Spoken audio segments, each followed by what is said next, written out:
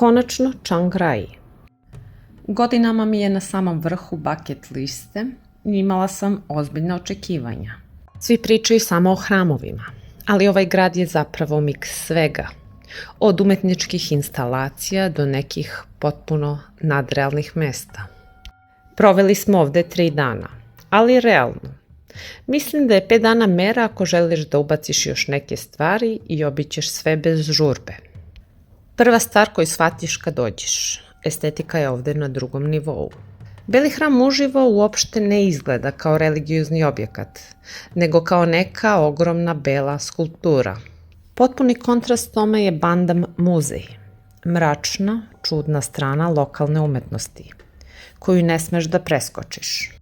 Obišla sam i plavi hram, gde je boja toliko jaka da kamera jedva uspe da je prenese. A zatim i hram velikog Bude koji se vidi sa svih strana. Iako su hramovi glavni razlog dolaska, Chiang Rai ima i tu drugu stranu, od farme čaja i Karen sela, pa do mesta kao što je Lalita kafe, koja izgledaju kao scene iz nekog filma. Poseban utisak je ostavio Garden of Reeds i ta manifestacija cveća. To je onaj mir koji ne možeš da nađeš u Bangkoku. Hrana na severu je priča za sebe, a kao soj je bukvalno najbolja stvar koju sam probala tamo. To su te čuvene nudle u kari supi sa hrskavim rezancima o kojima svi pričaju.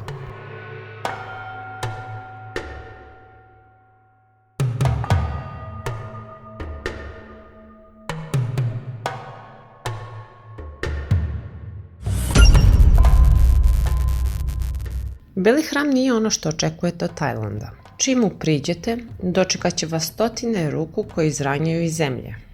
To je most ponovnog rođenja, a te ruke simbolizuju pakao, ljudsku pohlepu i nezasite želje. Poruka je jasna.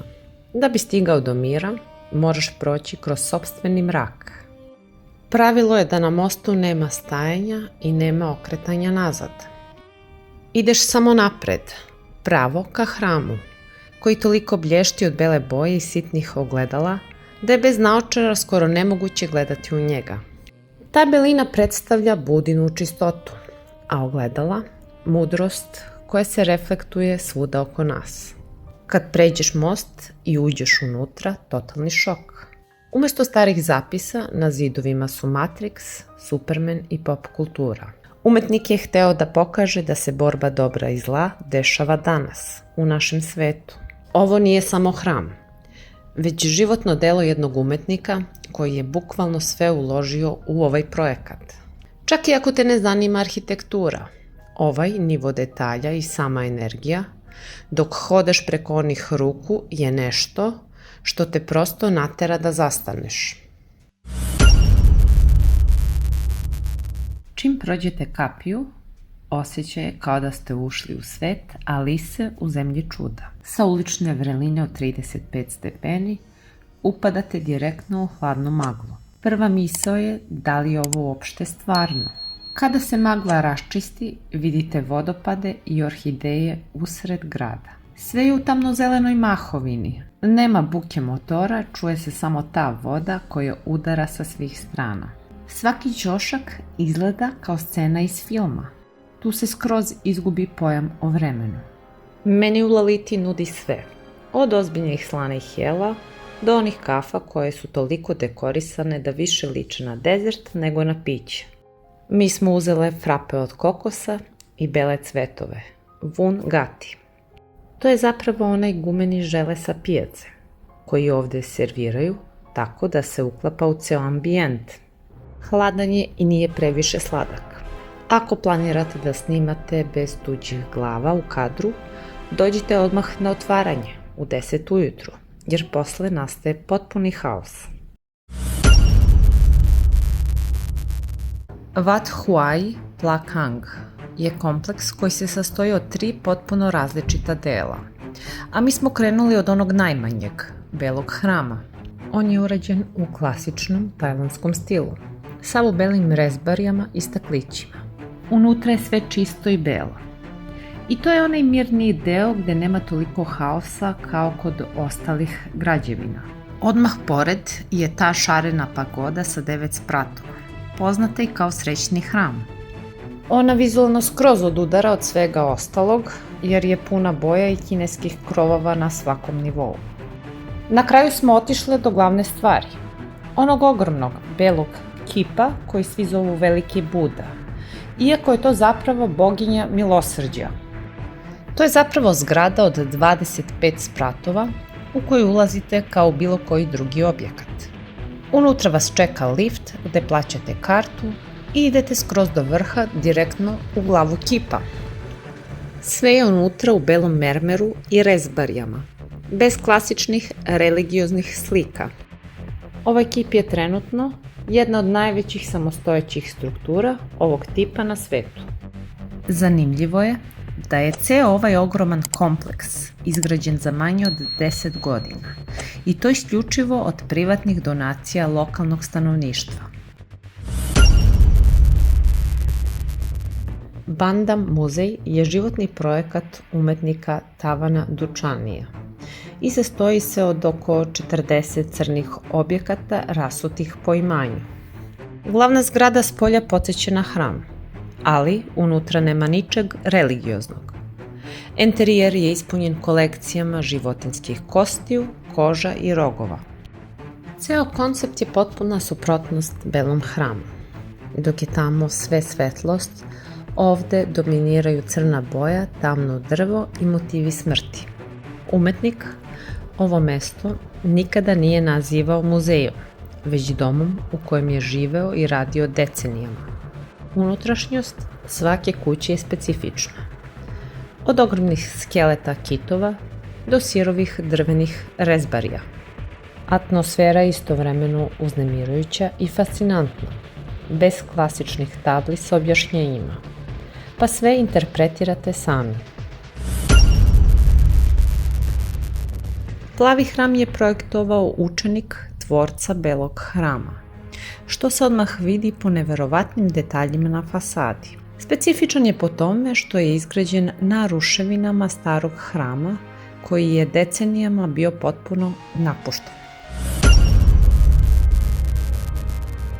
Sledeća stanica je selo naroda Karen, prepoznatljivo po ženama sa mesinganim prstenovima oko vrata. Iako deluje kao turistička atrakcija, ovo je decenijama stara tradicija izbeglica iz Mjanmara, koji ovde čuvaju svoj identitet.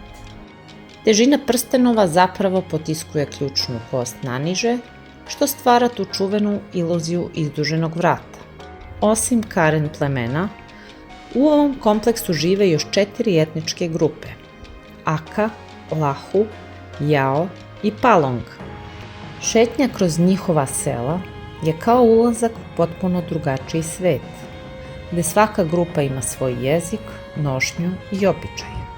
Od naroda Aka odmah ćete primetiti masivne kape, ukrašene srebrnim naučićima i perlama, dok su žene iz plemena Palong prepoznatljive po teškim srebrnim obručima oko struka.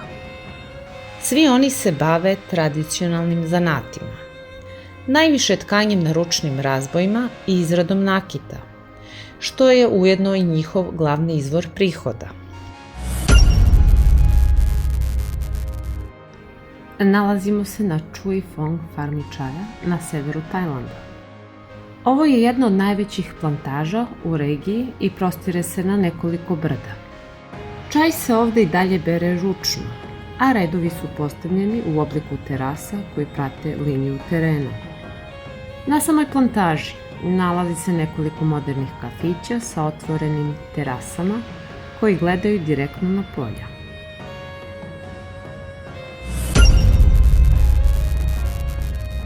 Sljedeća lokacija je Garden of Reeds festival. Mi smo ovdje bili u prvoj polovini januara i odmah nas je dočekalo to nenormalno šarenilo. Sve što vidite su ove pravilne linije cveća, koje se smenjuju u bojama kako idete kroz park. Sve je zasađeno pod konac i te linije se prostiru kroz ceo kompleks. Unutra su samo cveće i staze. Čitav prostor je ispresecan kanalima i malim mostićima koji povezuju različite delove bašte. Postoji poseban deo gdje su samo kaktusi, što menja atmosferu u odnosu na ono šarenilo na početku. U jednom delu je napravljena magla. Tu je i bazen sa stenama iz kojih se sliva vodopad, a u vodi su svetlo-plave figure žaba na postoljima. Šetaš se kroz te blokove cveća, koji se menjaju iz jarkih u svetle tonove i sve je sređeno do detalja. Nećete vidjeti mnogo turista. Ovdje više dolaze njihovi ljudi, a ulaz je besplatan. Fokus je na ambijentu i šetnji, bez haosa unutar samog parka.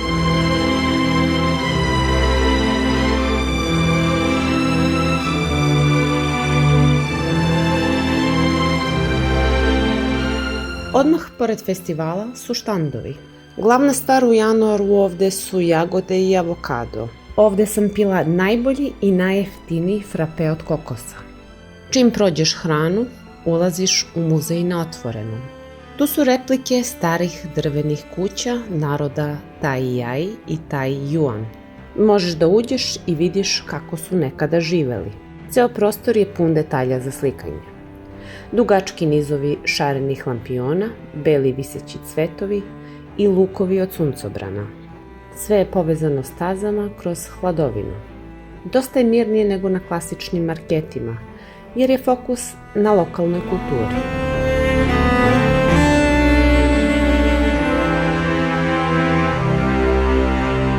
Tri dana u Chiang Raju su prošla neočekivano dobro. Sadržaji su bukvalno wow i ljudi su toliko dobri da je ovo sigurno jedna od onih destinacija na koju ću se vratiti.